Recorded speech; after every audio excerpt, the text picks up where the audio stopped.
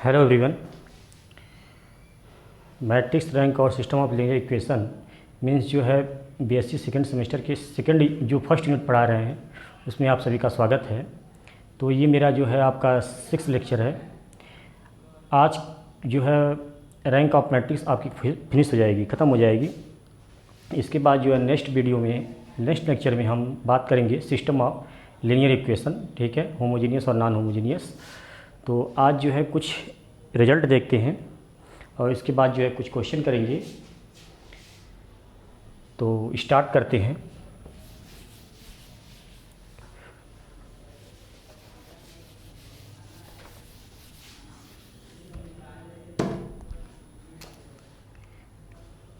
देखो A N cross N की कोई ऑर्डर की ये जो है एक मैट्रिक्स है एन क्रॉस एम ऑर्डर की।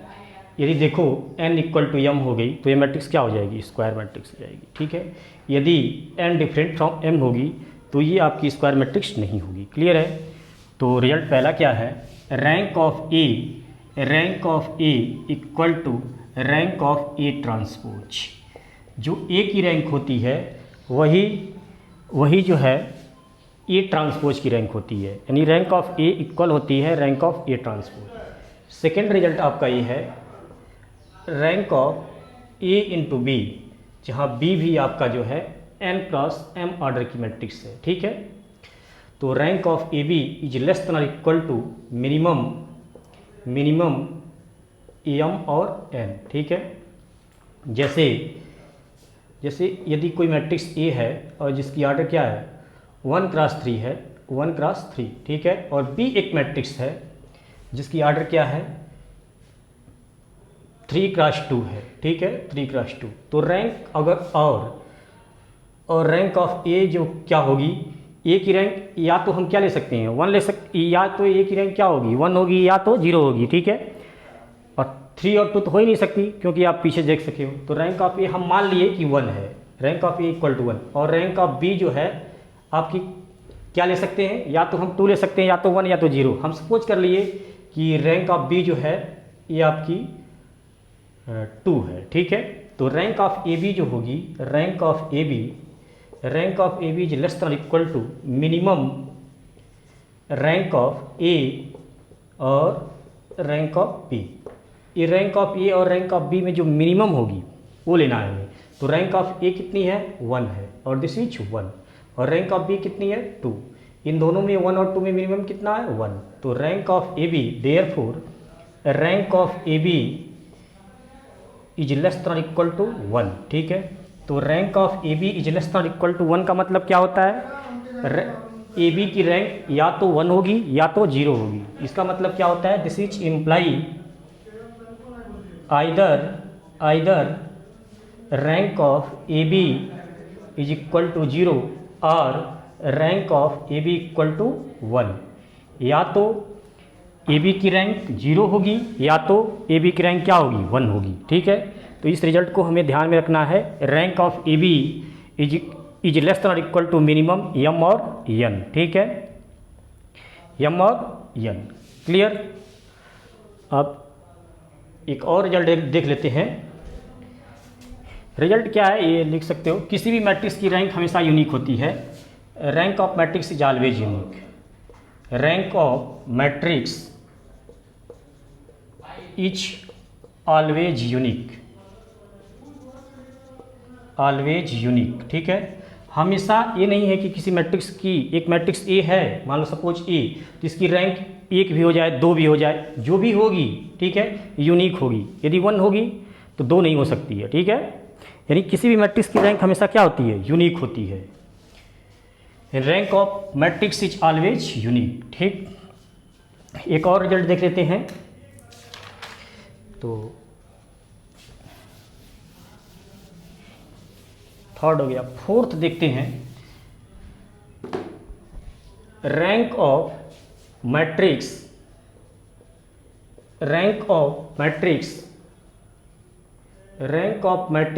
Remain unchanged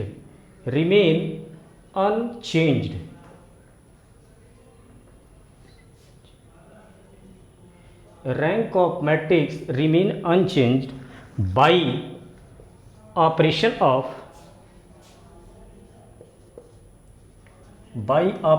of row and column transformation.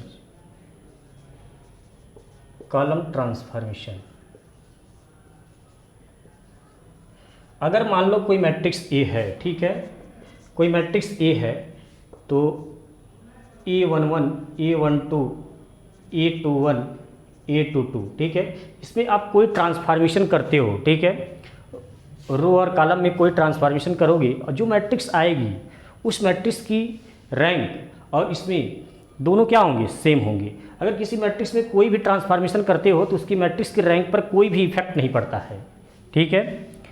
इसमें आप कोई भी ट्रांसफॉर्मेशन, जैसे सपोज करो, जैसे हमने ए इक्वल टू क्या कर लिया, A1 2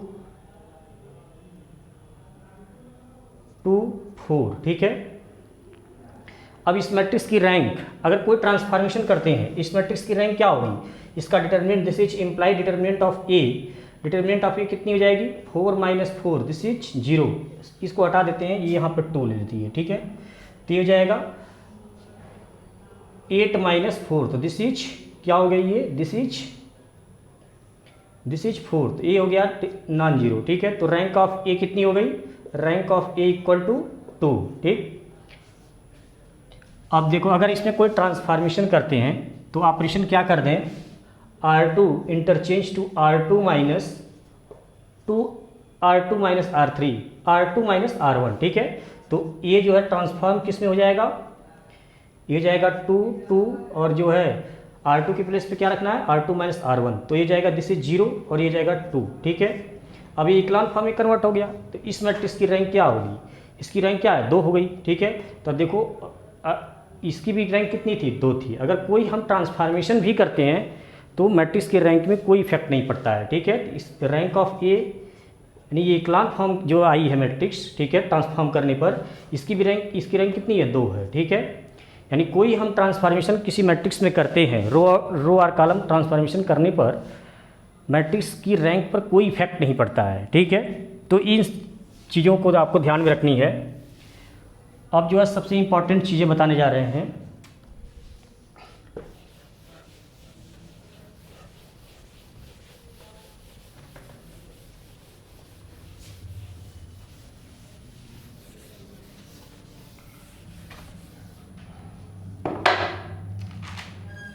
minor of A matrix, ठीक है, माइनर ऑफ ए मैट्रिक्स,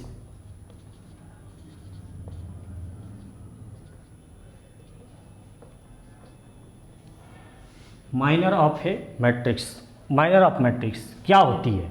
मान लो सपोज करो, ठीक है, ए इक्वल टू ए 3 × 3 ऑर्डर की मैट्रिक्स, ठीक है, इसको लिख दिए A11, A12, A13, A21, A22, A23, A31, A32, A33, ठीक है। तो वन ऑर्डर की इस मैट्रिक्स की वन ऑर्डर की सब मैट्रिक्स क्या क्या होगी, वन ऑर्डर की सब मैट्रिक्स क्या होगी, A11, ठीक है, सब मैट्रिक्स, इसको हम सपोज कर लिए A1, ठीक है, वन ऑर्डर की 1 × 1, और A2 वन ऑर्डर की, ये भी हो जाएगी A12, ठीक है, वन ऑर्डर की। ये सब क्या कहलाते हैं, इस दी गई ए मैट्रिक्स की सब मैट्रिक्स कहलाते हैं, कितने ऑर्डर की, 1 ऑर्डर की। ऐसे आप बहुत सारे बना सकते हो, A3, ठीक है, ये क्या लिख सकते हो, A13, ठीक है, ये कितने क्लास, 1 × 1, ठीक है। तो ये सब क्या होंगे, 1 ऑर्डर के, ऐसे ETC, दिस इज सब matrix of A matrix A of order 1, this is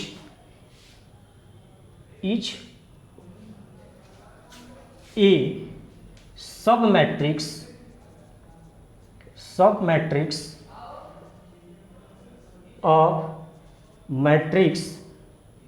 matrix A, ठीक है, ये हो गई।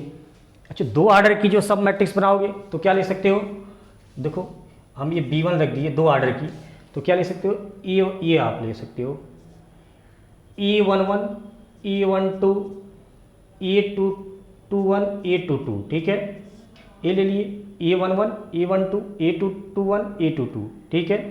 तो ये आपका क्या है, सब मैट्रिक्स है, कितने ऑर्डर की, तो 2 ऑर्डर की। किस मैट्रिक्स की सब मैट्रिक्स है, ए मैट्रिक्स की B1 क्या है, सब मैट्रिक्स है, कितने ऑर्डर की, 2 ऑर्डर की।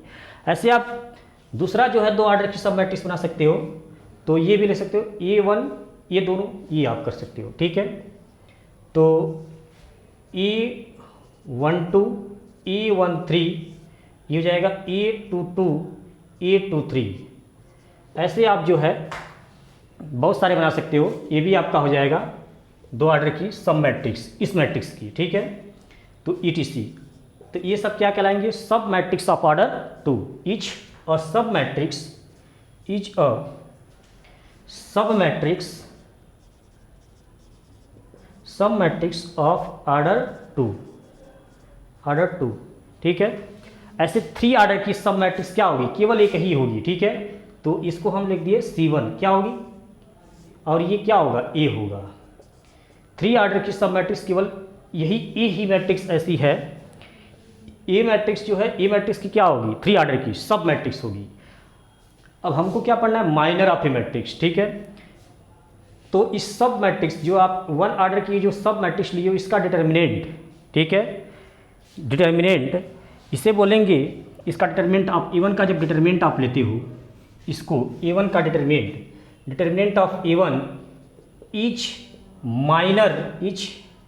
माइनर ऑफ मैट्रिक्स ए, ठीक है। ये क्या कहलाएगा, minor of A matrix A of order 1, ठीक है। और ये जो होगा B1 का जब डिटर्मिनेंट आप ले लोगे, डिटर्मिनेंट ऑफ B1, ठीक है, डिटर्मिनेंट ऑफ B1, तो ये क्या कहलाएगा, minor of matrix A of order 2। तो ये हो जाएगा etch minor of matrix A of order 2, ठीक है। यानी B1 जो है ए की क्या थी, सब मैट्रिक्स थी। इस सब मैट्रिक्स का जब आप डिटर्मिनेंट लोगे तो ये क्या बोला जाएगा आपका, minor of A matrix A, ठीक है, minor of A matrix A of order 2। अब देखो 3 ऑर्डर की जो है माइनर मैट्रिक्स क्या होगी, जब इसका हम क्या कर लेंगे, C1 का क्या कर लेंगे, डिटर्मिनेंट ले लेंगे, ठीक है। तो ये क्या कहलाएगी, क्या आपकी कहलाएगी कि minor of matrix A of order 3, ठीक है। तो ये हम चीज़ें समझ गए होंगे। तो इस पे जो है कुछ इंपॉर्टेंट चीज़ें लिखते हैं, some important fact over minor of A matrix. तो कुछ इंपॉर्टेंट चीज़ें हम लिखते हैं यहाँ पे, some important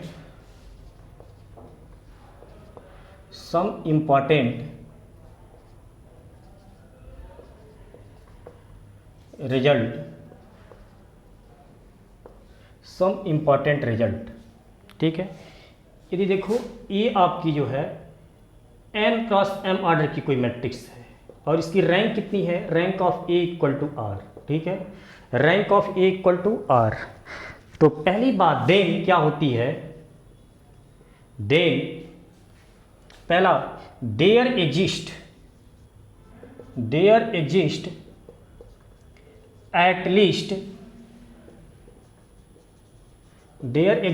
least one minor of order R which non zero. क्या है, यदि कोई matrix n cross m order की है, ठीक है, और इसकी रैंक कितनी R है, तो इसका मतलब क्लियर क्या हो जाती है, एक जो है R ऑर्डर की एक माइनर एग्जिस्ट करेगी जो क्या होगी, नॉन जीरो होगी।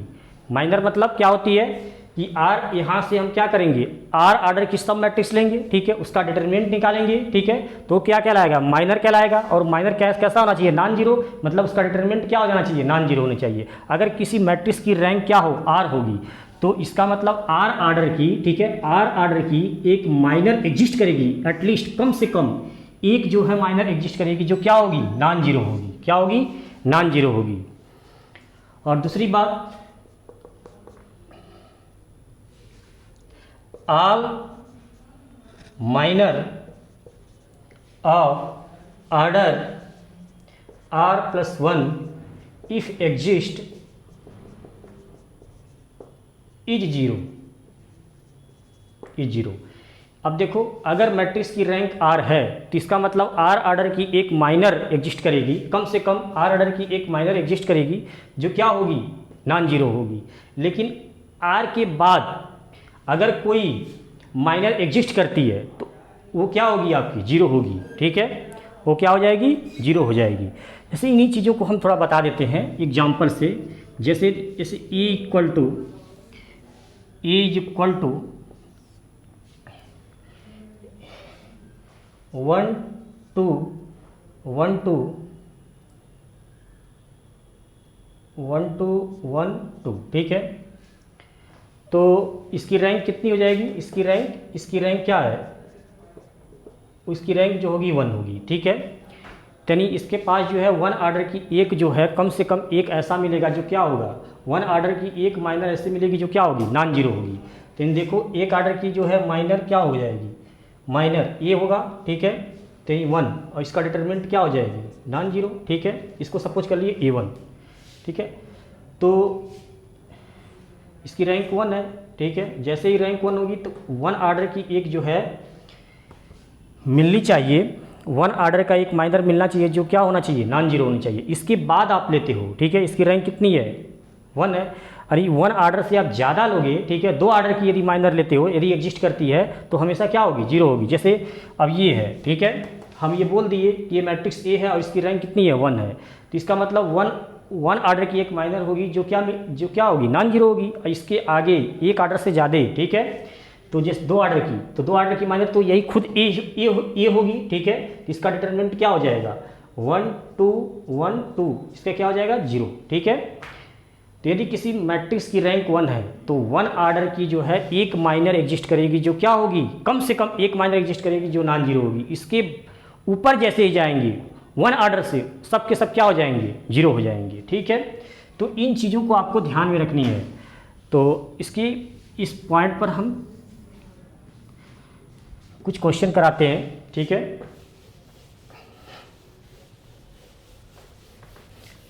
क्वेश्चन से और क्लियर हो जाएगी ये सारी चीज़ें। जैसे एक क्वेश्चन लेते हैं, क्वेश्चन ये है, find the value of P for which the matrix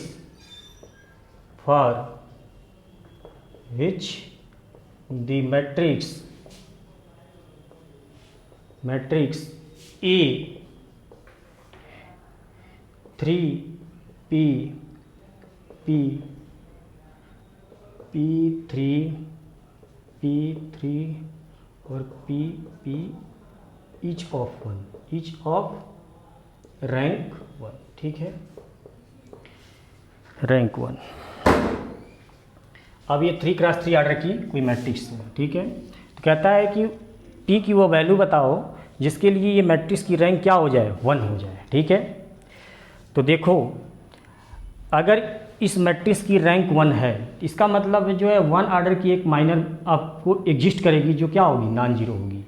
इसका मतलब क्या है, या तो इसको लगाने के सॉल्व करने के 2 तरीके हैं। ठीक है, अब चूंकि since rank of A equal to कितनी है, 1, अगर rank of A equal to 1 और ये क्या है, लेस देन 3, तो आप जानते हो कि डिटरमिनेंट ऑफ ए क्या हो जाती है, 0। ठीक है, determinant of A equal to 0, this is imply, determinant इसका करो 3P और P3P। ठीक है, और P3 इक्वल टू 0। इससे सॉल्व कर लो, यहाँ से P की 3 वैल्यू आ जाएगी। यदि डिटरमिनेंट बनाओगे तो 3 डिग्री की क्या मिलेगी आपको, पॉलिनोमियल मिलेगी शायद। ठीक है, तो यहाँ से आपके जब सॉल्व करोगे तो P की वैल्यू मिल जाएगी। ठीक है, तो और पी की वैल्यू भी फाइंड करनी थी, जिसके लिए इस मैट्रिक्स की रैंक कितनी हो जाए, 1 हो जाए। ठीक है, तो इसको सॉल्व कर देते हैं।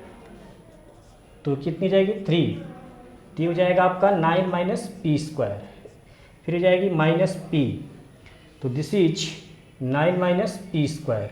ठीक है, पी लिए तो ये 3 किए तो 9 माइनस पी स्क्वायर, फिर पी किए तो 3p माइनस पी स्क्वायर, यानी 3p माइनस पी स्क्वायर होगा। ठीक है, 3p minus P square, 3p minus P square, फिर ये हो जाएगा प्लस p। अब ये आपकी हो जाएगी p square minus 3p equal to 0। अब यहाँ से क्या हो जाएगा 9 त्रिक 27, और ये हो जाएगा 3p स्क्वायर, और यहाँ से जाएगी आपकी 3p स्क्वायर, और ये जाएगा प्लस p क्यूब, और यहाँ से क्या हो जाएगा minus 3p square is equal to 0। ठीक है, तो यहाँ से आएगा ये आपका दोनों मिलके 2p क्यूब। ठीक है, 2p क्यूब, और ये दोनों ऐड करेंगे तो कितना हो जाएगा, ये 3 3 6 3 9 माइनस 9p स्क्वायर। ठीक है, माइनस 9p स्क्वायर, और एक आपको मिल जाएगा 27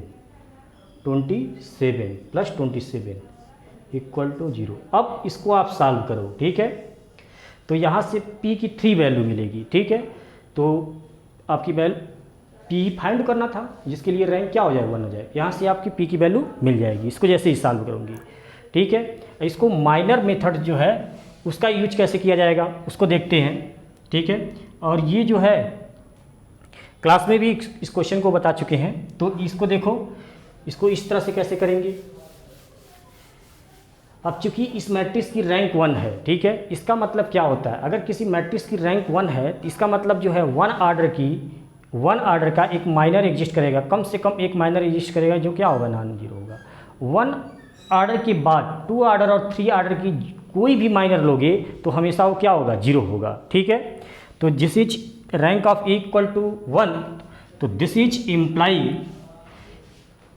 imply minor of order 2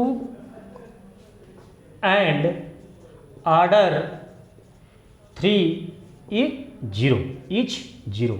clear है, तो यहाँ से क्या करोगे, अब जो है 2 आर्डर का कोई माइनर ले लो। ठीक है, 3 आर्डर का भी माइनर करोगे, माइनर का मतलब 3 आर्डर का माइनर यही होगा, और इसका डिटरमिनेंट लोगे 0 करोगे तो वहाँ से p की वैल्यू मिल जाएगी। तो हमसे सिंपल क्या करें, 2 आर्डर का माइनर ले लें, कोई ले लें, तो देयरफॉर ये 2 आर्डर की माइनर ये वाला ले लेते हैं। ठीक है, तो ये हो जाएगा आपका 3p3 इज इक्वल टू, और 2 और 3 आर्डर की माइनर क्या होगी 0, यानी 0। ठीक, तो यहाँ से सॉल्व करोगे, this is imply 9 minus P square is equal to 0, तो this is imply P square is equal to 9, तो this is imply P is equal to plus minus 3। ठीक है, प्लस माइनस 3। यदि आप 3 आर्डर का माइनर लोगे, ठीक है, तो यही मिलेगी 3 आर्डर की माइनर। ठीक है, और माइनर तो वहाँ से आपको पी की क्या मिल जाएगी, 3 वैल्यू मिल जाएगी। ठीक है, तो जैसे आप चाहो, ठीक है, 2 आर्डर का लेकर सॉल्व करो या 3 आर्डर का सॉल्व करो। 3 आर्डर का जब लेकर माइनर सॉल्व करोगे तो p की 3 वैल्यू आएगी, और 2 आर्डर को लेकर सॉल्व किए तो p की कितनी वैल्यू आ गई, 2 वैल्यू आ गई। ठीक है, तो अब जो है आप लोग क्वेश्चन सॉल्व कीजिएगा, जो भी क्वेश्चन समझ में नहीं आएगा तो बेहिचक आप पूछिएगा। और ये जो है रैंक ऑफ मैट्रिक्स जो है फिनिश हो गई। तो आज के लिए धन्यवाद।